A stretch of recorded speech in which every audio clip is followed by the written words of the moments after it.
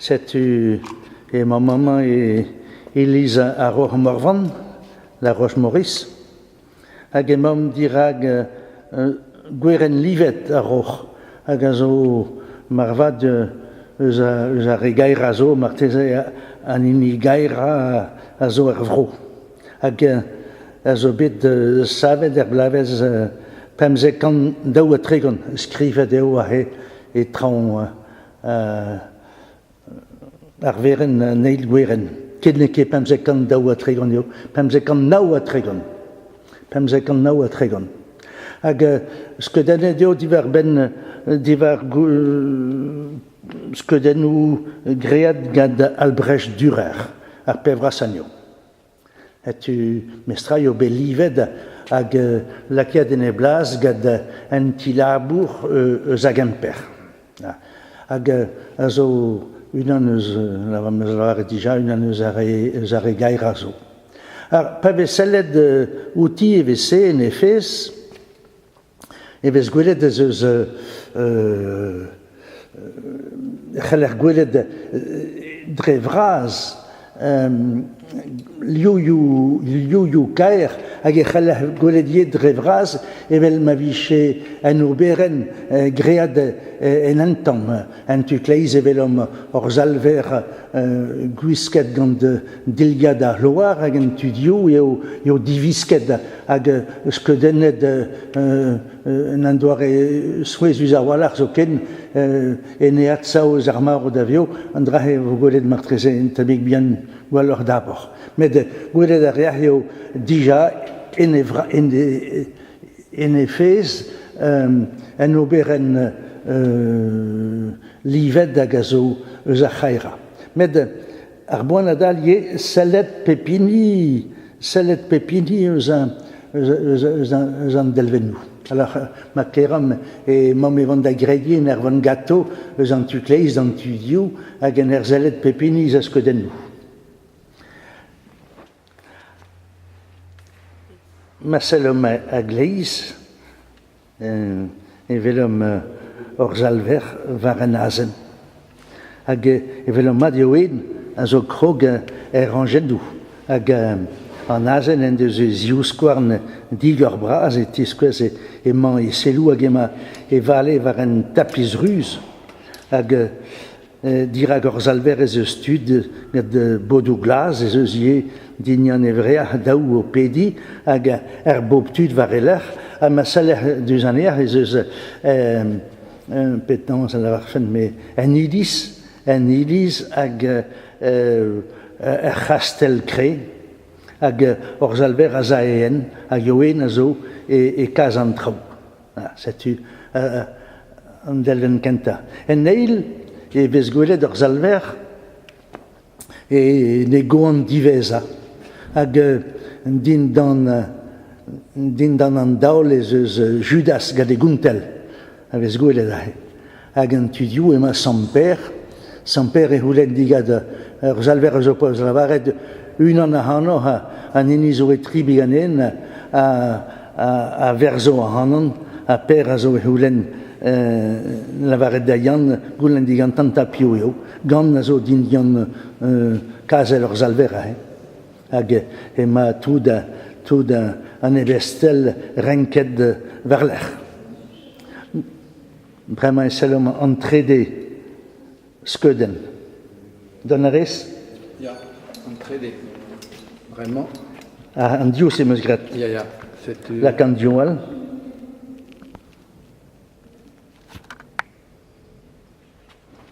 WC? Ja, ma diou. He deus diou skeden al a gleiz ez eus emañ or zalver e walhi e treit Samper. Tamper de la varian nekedid e walhi vadreid azreid dim meo hag or zalver la varian man e wal hanket adreid did ne po ket a berz ganin a per a la varne ne ket miken mazreid med wal ha hanon pendaben. Hag an doare meskedennet amman a zo souez eus a walar treit Samper also skededet evel ma vichen tran kroaz orzalver. Hem a peus ran krog d'aner a gra pennat pendabenna. Krog groaz d'aner ar pez mon eprez lavaret, a disken pendaben. Evit diskwez penans treit samper a zo evel ma vichen treit orzalver. Evel ma vichen la kat treit samper kandel her treit orzalver, quoi.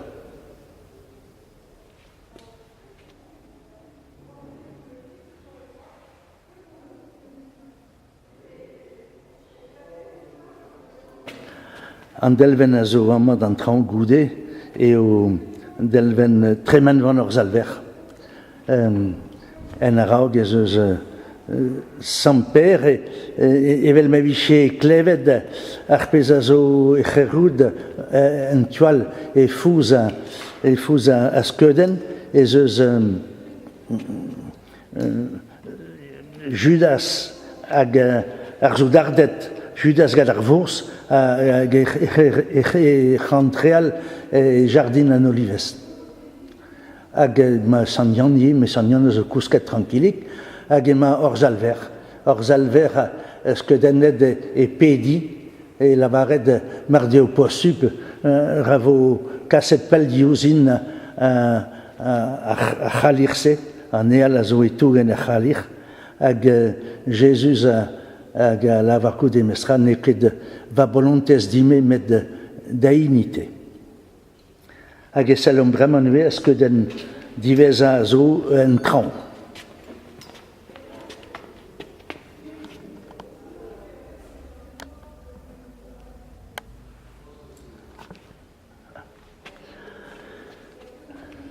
O ma ye zo skeudenn kaer hag a zo en toal da ini orzalver e rentrel e Jérusalem. Skeudenn gaer eo orzalver a zo Judas a zo e poket d'orzalver hag eo o daou eo el ma vichen briatet gad zoudart. Hag e vez gwelet dourn orzalver hag a zo a roudennou e pfin enno. Hag e vez gwelet dourn Judas hag a zo en deus en e zourn ar zach hag a zo memez liouget ar goat. Hag en tual ema samper e lakad e gleze en e flas samper hag d'an traoù e vez gwelet ar zoudart a zo trou hedern e skour an gaper. Hag orzalver a zo e c'hedem drei kan ver an den a zo kwezet an traoù a he ouie an aviel pendaben. Hag a zo souezus a walac'h par tamm komparachi etre an azen hag a zo digor braz e skouarnioù a samper a man deus ket klev amad an traoù a kredab a zo e trou a skouarn Malkus evit ma klev che gwaloc'h. Allez, savom amman a skeudenn a gleiz ema orzalver diraz ar beleg bras. Hag ez eus en tammig ki hag a zo doaret evel ma viche pennans eus lavaret an drahe en agneau en noan bihan a c'hi a zo skeudennet evel ma viche en noanik bihan hag an drahe evel just a rod a joujal eo Jesus eo a zo o an doue, hag a faz-dern ez eus ar beleg bras hag an deus en tog evel en eskop hag a zo ahe ur drouzad Jesus hag an daou zoudard a zo adreie o deus pennou truezus a walac'h. E c'hober goab pe lavaret c'hober lavaroufal divar goust orzalver. Goude eo diskwezet deom orzalver kemer fasajou digada ar zoudardet, unan a zo ere ar fasad dean, e gile a zo e tenna e deod, doare da obergoap d'or zalver forzpegamen. Hag goude e zeus un anal, hag a zo skeudenn e dien doare kaira walach, da kan digs prezanizi. A hem a or zalver noas, hag a zeus daouzen e rei fouetalien, hag e gorv a zo noas. Hag an daou a zo e rei bazado dean an iniantu kleiz a zo skeudenn en tamig evel ma viche François Ier, roi France. Hag, voilà. A goude zeus en delvenal, Jésus kurunet spern gad soudardet Pilat. Tu ezeom erbez a viel San Lucas, amman sti ar beleg bras da di ar gwarner Pilat. Hag e kendalhom, gant an skeudenn ziveza en eil rank. Amman evelom or zalver divisket, ek che homo. Setu an den noaz evel moanoaz oud poastaget oud ar poto just a raok. Hag a hema sansel ervez san vaze, greg Pilat eten a evantel diantan. Pilat a zo skeudenn a haie evel ma viche sort prince eus bro en Orient. Selom ueloc'h, ama emaom ne ar veren livet, hag leiz en traoù evel or zalver e diras Pilat. Pilat a zo e walhi e zaouarn. D'abord, on se gwelet or zalver e walhi treit per hag evel just walhi e zaouarn evel mara Pilat ne ket tamm ebet me stra eget walhi treit de ziskipien. Hag or zalver a zo a heie seder hag a zo troet varzuennom. Evel ma viche e lavaret deom salid petamor Roberdin salid mad ar pez avelid. Hag ema hag an der zel trugarezus e seled ouzom. Hag a ziot ema or zalver e tougen e unan e groaz e deus liou an en tamik, paket an tamik loustoni gati, met ne ar veren a zo skedus kina. Digas da jouj madiokalet an en, pen an en, a zo sklerigenet. Hag varle ar zalver daouarn kroazegati ema ar verhez e vale. Hag bremañ ma keram selom an teir gweren a zo an teir liven a zo e kreiz. He. Ja, kemer damzer.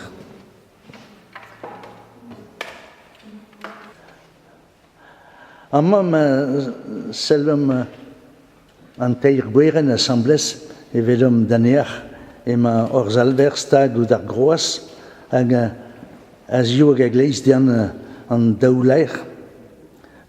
Unan hag a zo enne le kaz ene d'ar baradoz hag an tual ez eus an dioul.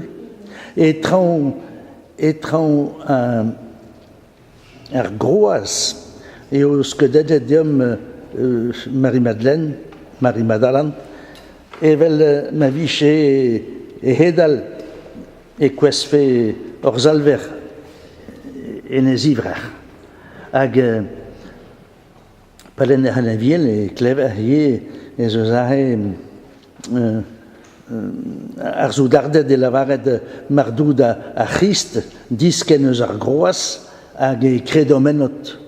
Hag Marie-Madeleine, zo skedenet evel me vichel varde evel just, et tisken nous a groas a me a voahe evide resio. Agentual ez eus ar vahez queza simplet, anterzimplet, etre da warn sanyan. Agentudio ne ez eus var eloan prince Mahomet en benak.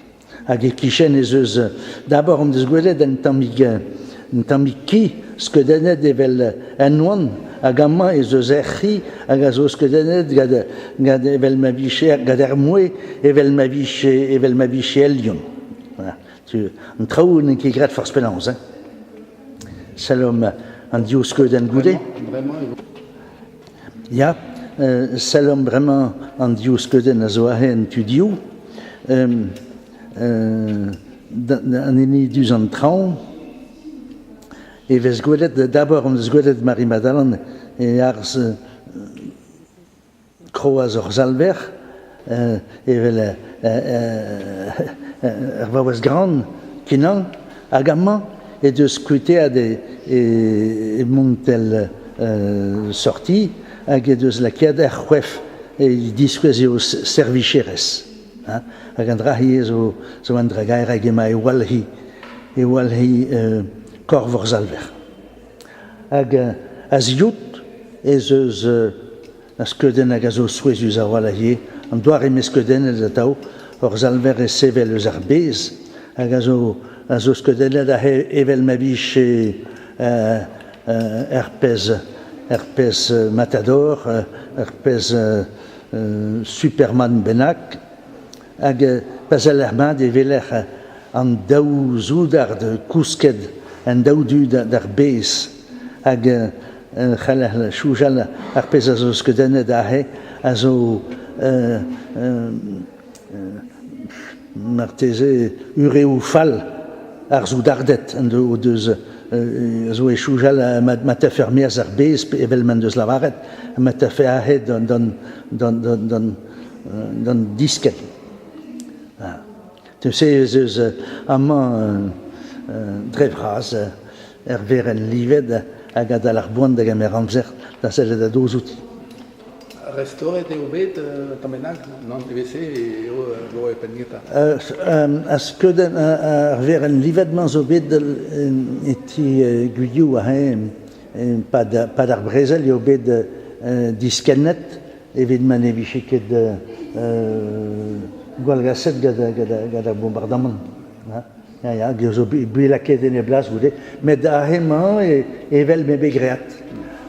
An ea eus ar veren livet, el ar maz eus peta delvenou prince le Rohan hag ini Castel Paul hag an dimezi a zo bet etre le Rohan hag a real goude.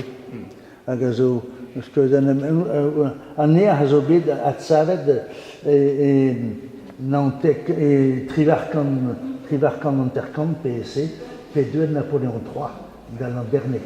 Il y a les écussons. Il y a les écussons, là. Tu as raison, Zobelaket a arrêté les affaires. Perliessa, Guerrive d'Arbasion, et vez que denet de Anne Albenac, pe ar pukator, pe an ifern, pe ur zalver sevel eus ar bez. Navezan ilibe da gel ar madeviche nemet skouedou an o. Blavech eus da zon, an diskwezadeg a zo ahe, ar ma vela pep skeudenn braz eus ar veren livet, a vo kiniget d'ar parechou o d'oc'han goulenn an izi. Do kemen goulenn digad Yvon Gargam. Hag Yvon Gargam eo zo karget da gaz an izi a zio hag a gleiz.